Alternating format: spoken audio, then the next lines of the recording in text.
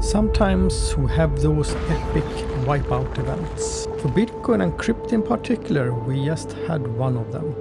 As always, we look for someone to blame, perhaps the big financial industry. Regardless who was behind it, we know one thing. It was the regular people, the regular traders that are taking most of the hit of it. I can see people all over social media taking a huge hit from this event. What happened, and could we have foreseen it? Perhaps with a different perspective. I will come back to the recent videos I've done on this channel and I will comment on what I have been doing myself. When I saw this disaster, I was almost embarrassed to say that I made profit from it. Before we jump into the chart, just remember that there is no financial advice on this channel, just me sharing my own information for educational purposes. My first observation of this dump is that it doesn't look exactly the same depending on which exchange you are on. That's quite rare these days, but it do happen sometimes. For example, on Bitstamp, it seems like the market price turned around already at 109. Coinbase, that is mainly used by bigger players, something similar, seems to turn around at 107. Bitfinex, more used by retail, 103. Quite a different actually. Could have done arbitrage trading there. Bybit, probably the most popular retail trading exchange in this cycle, 101. And the dump and the differences in different exchanges could have been even larger in many altcoins because of the liquidity is lower. Look at, for example, Cardano falling 80% in a flash crash. We will look at a few things now. If this is 1 in 1,000 event, is it possible to be protected from it? The second, was this an insider trade? Was it manipulation? And finally, I will show some from my own trading, which I just did a few days, or yesterday actually, last time. And how did that prevail? Also, I was often got the question if I can do a video about exchanges I'm using.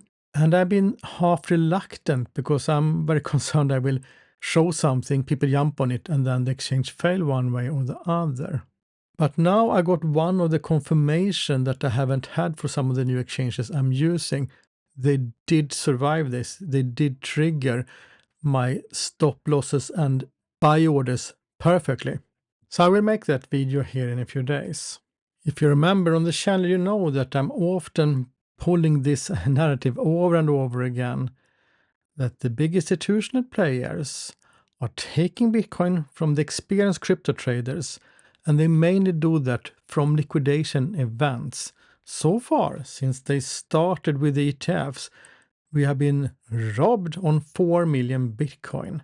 And what just happened, what unfortunately another example of those things. I have heard all kind of rumors that there were a big whale taking a big short before someone twittered or wrote on social media about tariffs to China. And there might be things that went down here that we don't know about yet. But as always, I like to look at the chart, or at the data I should say, and more precisely on principal component analysis. If you don't know what it is, I'm afraid I don't have time to explain it in this video, but it is a pattern recognition tool that looks at all the patterns in the crypto market. Here in green we see the price and the time before this event happened, and this is just the local time that this site is on, was 16:50, 4:50 p.m. Question is, what did the model say? If you've been around, you know that whenever we get these high residuals, that is a warning. Someone is moving things around in a way that breaks the market pattern. The market have normal patterns, that was what we see up here. And sometimes those patterns are broken. If you look at the ocean, you see the waves, they move in a almost predictive way. Sometimes they're not. But if a boat passes by, that creates other types of waves that breaks the pattern. First sign of that is these high residuals that started here, 11:40 a.m., some hours before the big crash. Here we see another peak, and that is still 3:30 p.m., 1 hour before the big event. So this entire area here with high residuals were saying that something was going on. The pattern was broken. When do we often see this? Before big moves, when insiders move crypto around, take shorts or longs. That sticks out compared to everything else going on in the market. So yeah, I am ready to buy into that. It probably was something rigged, probably was people taking advantage of this news coming out. And as you know, in this channel, they can do the calculation to estimate how the market will react. If you had the bad news or good news, you have the liquidation maps, you have the behavior of the people, which you could put in all kind of algorithmic things or an AI. You don't even need an AI for it, to be honest. It was old school fashion polynomial modeling of that. Either way, then they pretty well know what will happen. We haven't had those big events for a while. I also said that, comment on that. It's months ago we had anything that I call manipulation. Still, with manipulation, it's just buying and selling, so I'm not claiming someone did anything illegal here. Manipulating data on an exchange probably be illegal, some things of that. We don't know if that happened. Usually it's not that. Usually it's just someone buying and selling to fool the market. I did this video just a few weeks ago, trading is gambling, and I know one comment was that a member almost felt disencouraged to trade after watching it. That wasn't the point of it, but the point of it was to face reality.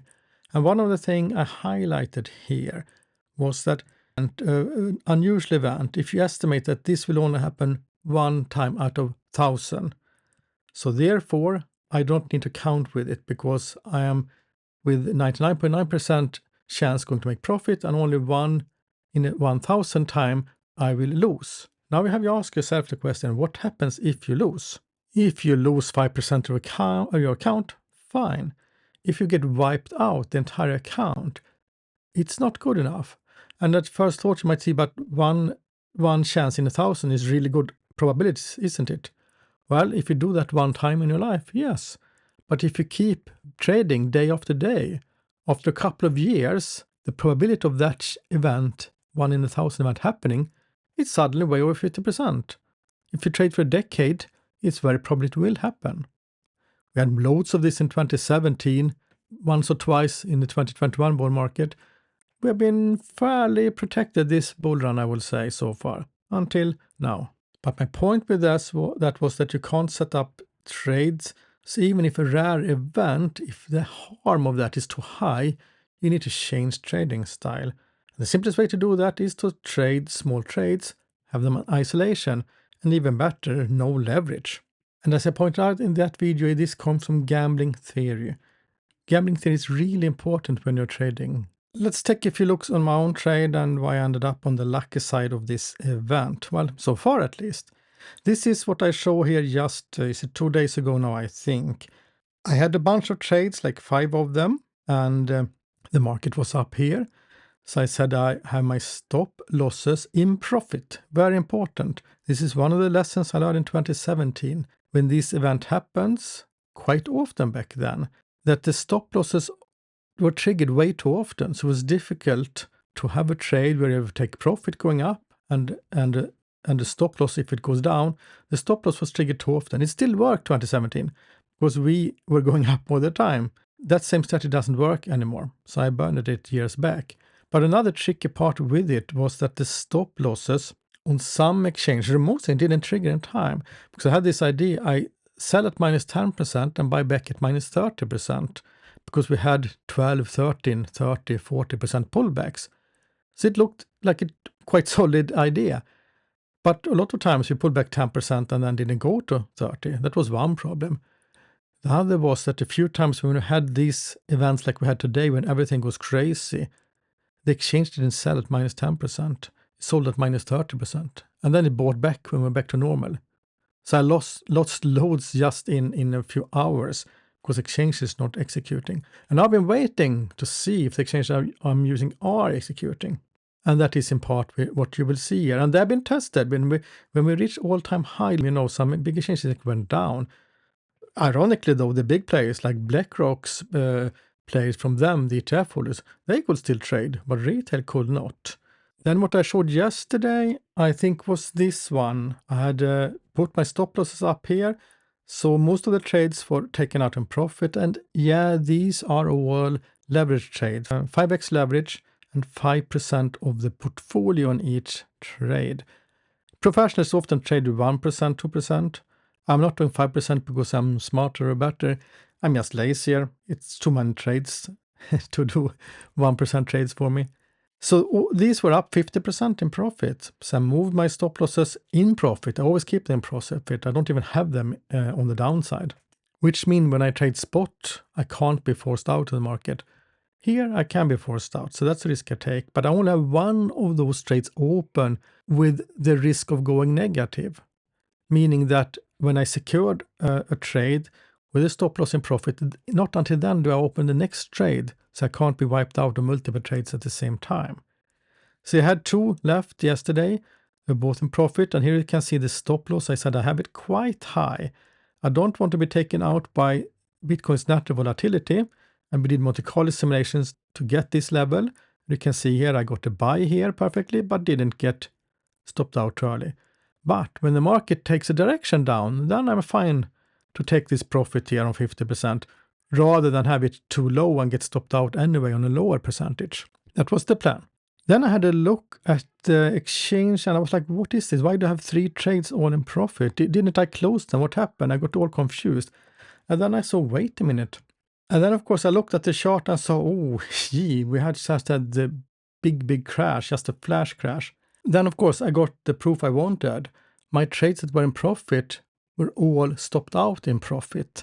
And my buy orders, it all bought them all at these low levels, even though we were down there, like it almost looked like seconds on some of the charts here. So that's good because we've had volatility, but I think this is the most extreme one. And they're all triggered. So then once again, I was in the trade. And then you might wonder, okay, but first of all, I've been saying this for 2 years, and I'm not saying this is the only way to do things.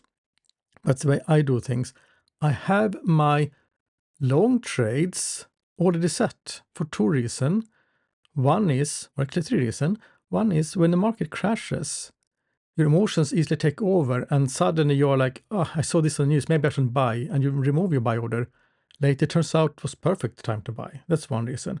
Second reason is that these things can happen when you're not watching the chart. You're sleeping, you're on travel, you're doing something. Or when the market goes crazy, you might not be able to log in, or if you log in, you might not be able to trade because it's just overheated, so everything else breaks down. But if they are already in there, the chances are much higher they're executed. And here I got the proof that, yeah, they were executed. And yes, I have removed the amount I trade with. That's just for ego purposes to show. I think the percentage are the same, regardless if you trade big, small, or whatever. Also, if you think about it, there might be times in future when you don't want people on either side of the regulatory to know what kind of Bitcoins you're holding. So this is the chart and these lines here, and I've been saying this now for 2 years, when I have those green lines where I suspect there might be some support or at least a bounce, I do have buy orders there. And even though for Bitcoin I don't expect all of these to be triggered, I still have them there since I'm only trading with 5% of the time of the amount on each account. If I will have like 10, 15 trades in, because that means you have 20 trades, and they're all locked into profit, then I will take the ones from down here and move them up. But as soon as the profit is triggered, I rearrange them. And I've many times said they pretty much go so I can buy down to 0. And I don't expect that to be needed, but they actually are there. I'm not just saying that. And I almost feel a little bit FOMO that I was not trading any altcoins right now, because then it is even more important. Because if you look at Cardano, for example, right down 80%, I heard on some exchanges were more than 90%. That, of course, would have been exciting to have picked up one of those on the bottom. But now I was only in Bitcoins, I could only pick up this little bit relatively smaller dip then. From a trendline perspective, Bitcoin were actually down, touching Euler's lower band exponential. I will come back with more videos about that and a little bit where we could be heading from this event, because we have grabbed loads of liquidation now. So often after that we go up, but often we go up quite fast. But since this happened late on a Friday, US time, and even European time it was night, Asia time was even more night, it's weekend, so I do not really expect too much to happen unless more retail traders get panic and sell. But I think, I don't know how much we lost. It must be 20-30 billion officially. Then we'll see, because some exchanges might even have broken down and hurt or damage themselves because of this event. Because I will not go into the details, but the way they're set up, they also look at those risk management, and there are some that actually could be in trouble after this event as well. So it's a rough day, it's a tough day for the crypto community. I see so many social media, so many videos with people doing videos, learning from their mistakes, and that's the only thing you can do when everything goes wrong is from your mistakes. And you usually learn more from that than when you do something that works. Often when you do something that works, you get overconfident and start to do too much of it, and then it stops working. And that is what I need to think about now. I got away beautifully here. I have 9-10 trades with 50% profit in a few days. But this is not the time when you suddenly say, let's scale up and trade bigger, let's change something. No, you do not revenge trade when it went bad. You do not be too cocky when it went well. Whenever you change a little bit on your strategies, you do that in between, when everything is just average. That is when you do changes like trading size or maybe try out other strategies. Unless they're super small, you're experimenting. But anything that can have an impact, those changes, from my humble opinion, don't do them when you're revenge trading, but also do not do them when you got away with something and feel a little bit like you're on top of the world, because suddenly you will not be if you have that feeling. And as a final note, when I show this picture and how the big players are taking Bitcoin from the crypto bros, the experienced crypto traders, don't be too discouraged, because often I reference the institutional players as smart money and ourselves as mainly dumb money. The experienced crypto trader used to be the smart money, taking Bitcoin from the newbies. They were the dumb money. But with more players, this have flipped around. However, this is just wave one. If you know about Elliott wave theory, this is wave one with institutional players, and that attract the early adopters, the smart money. The big money in the financial world, they come in wave three. And that are mainstream money, that is pension funds and all kind of those things. And those are not so smart money. I worked with the financial industry, but mainly with the smart money. But we shouldn't forget that 80% of those big players are also dumb money. It's just that we attract the smart money to new areas first. So right now, the competition is tough. But soon we will have the dumb money coming in here also. And then if we play our cards right, we can start to move back Bitcoin from the institutional players to the crypto people again. That was my entire goal when I started my first channel 2 years ago when the ETFs came. With that said, thank you all for watching today. Thank you all for all the support, and hope to see you soon again.